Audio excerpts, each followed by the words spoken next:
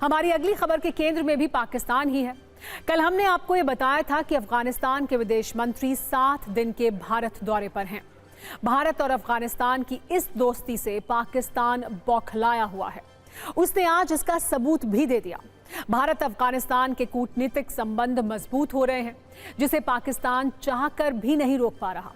इसीलिए उसने तालिबान को अपनी सैन्य ताकत से डराने की कोशिश की है। अफगानिस्तान के 3 शहरों पर एयर स्ट्राइक की खबर है, जिसमें काबुल भी शामिल है। ये अटैक उस समय हुए जब अफगानिस्तान के विदेश मंत्री मुत्ताकी भारत दौरे पर हैं। इसी के साथ ये चर्चा भी शुरू हो गई है कि क्या पाकिस्तान अपनी कूटनीतिक हार के बाद बमबाजी पर उतर आया है। अफगानिस्तान को संदेश देने के लिए पाकिस्तान के फाइटर जेट्स ने बॉर्डर एरिया से उड़ान भरी, काबुल के शाहिद अब्दुल हक चौक को निशाना बनाया, जलालाबाद में बमबारी की, खोस्त और पताकिया में तहरीके तालिबान पाकिस्तान के ठिकानों को भी टारगेट किया। ऐसा कहा जा रहा है कि काबुल में टीटीपी के चीफ नूर वली महमूद का ठिकाना है, जहां बम बरसाए गए। पाकिस्तान की मीडिया में खबरें चलने लगी कि टीटीपी चीफ महसूद हमले में मारा गया, लेकिन पाकिस्तानी मीडिया के इस दावे को अफगानिस्तान ने तुरंत खारिज कर दिया। अफगानिस्तान में तालिबान की सरकार ने भी कहा कि हमले में कोई विशेष नुकसान नहीं हुआ है। अफगानिस्तान ने जहां एक तरफ पाकिस्तान को इन हमलों के लिए जिम्मेदार माना है, बदला लेने की धमकी दी है, वहीं पाकिस्तान डरा हुआ है। खुलकर यह भी नहीं कह पा रहा है कि काबुल में स्ट्राइक पाकिस्तान की सेना ने ही की है।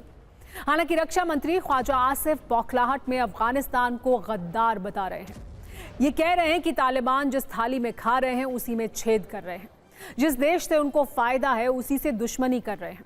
बहुत हो गया, अब पाकिस्तान और बर्दाश्त नहीं करेगा। तालिबान से पाकिस्तान की इस नाराजगी की कुंजी भी दिखाएंगे, लेकिन पहले आप पाकिस्तान में तालिबान के खौफ पर ये रील देखिए। पाकिस्तान किस कदर बौखलाया हुआ है, इसका सबूत तो आपने देख लिया। अब इसकी वजह भी जान लीजिए। दरअसल आज अफगानिस्तान के विदेश मंत्री अमीर खान मुत्ताकी ने विदेश मंत्री एस जयशंकर से मुलाकात की है, जिसमें विदेश मंत्री जयशंकर ने पहलगाम हमले के बाद तालिबान के रुख की तारीफ की। भारत ने अफगानिस्तान से वादा किया कि वो अफगानिस्तान के लोगों के लिए मानवीय सहायता जारी रखेगा। अफगानिस्तान में विकास प्रोजेक्ट शुरू होंगे। भारत अफगानिस्तान की संप्रभुता को समर्थन करेगा। काबुल में भारत एक बार फिर से अपना दूतावास शुरू करेगा। इस पर मुत्ताकी ने धन्यवाद देते हुए कहा कि तालिबान अपनी जमीन पर कभी भारत विरोधी गतिविधियों की इजाजत नहीं देगा। खास बात यह रही कि दोनों विदेश मंत्रियों की मुलाकात के दौरान किसी भी देश के झंडे का इस्तेमाल नहीं किया गया, क्योंकि भारत ने अफगानिस्तान में अब तक तालिबान की सरकार को मान्यता नहीं दी है। इसलिए ये दुविधा थी कि तालिबान का झंडा लगाया जाए या अफगानिस्तान का।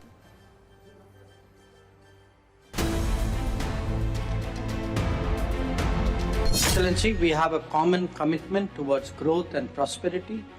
However, these are endangered by the shared threat of cross-border terrorism that both our nations face. We must coordinate efforts to combat terrorism in all its forms and manifestations. We appreciate your sensitivity towards India's security concerns. Your solidarity with us in the aftermath of the Pahalgam terrorist attack was noteworthy. During the American occupation, there was many ups and downs that happened. However, throughout this time, we never gave a statement against India. Rather, we always sought good relations with India. We will not allow any group to threaten anyone else or use the territory of Afghanistan against others. Afghanistan के विदेश मंत्री अब कल यानी 11 अक्टूबर को दारुल उलूम देवबंद जाएंगे। दारुल उलूम उत्तर प्रदेश में सहारनपुर जिले के देवबंद में मौजूद है। ये देश के कई मदरसों को संचालित करने वाली सबसे बड़ी इस्लामिक संस्था है, जिसकी स्थापना वर्ष 1866 में की गई थी और देवबंदी इस्लामी आंदोलन का प्रमुख केंद्र है। फिलहाल देश के अलग अलग हिस्सों से करीब 5000 से ज्यादा छात्र इससे जुड़े हुए हैं। दारुल उलूम का मकसद ऐसे विद्वान तैयार करना है जो इस्लाम की शुद्ध शिक्षाओं को फैलाएं। हालांकि तालिबान का दारुल उलूम देवबंद से सीधे तौर पर कोई संबंध नहीं है, लेकिन कई तालिबानी नेता इस मदरसे को बहुत सम्मान देते हैं।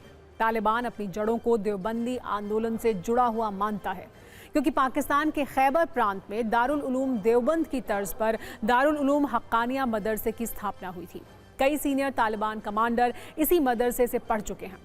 दारुल उलूम हक्कानिया के संस्थापक मौलाना अब्दुल हक थे, जिन्होंने भारत के बंटवारे से पहले देवबंद मदरसे से पढ़ाई की थी। उनके बेटे समीउल हक को तालिबान का जनक कहा जाता है। बस इसी लिहाज से तालिबान दारुल उलूम के साथ अपना एक खास कनेक्शन बताता है। हालांकि यहाँ ये भी साफ करना जरूरी है कि तालिबान की हिंसक विचारधारा से देवबंद का कोई संबंध नहीं है। देवबंद से जुड़े कई उलेमा ये कहते रहे हैं कि दारुल उलूम को तालिबान से जोड़ना गलत है।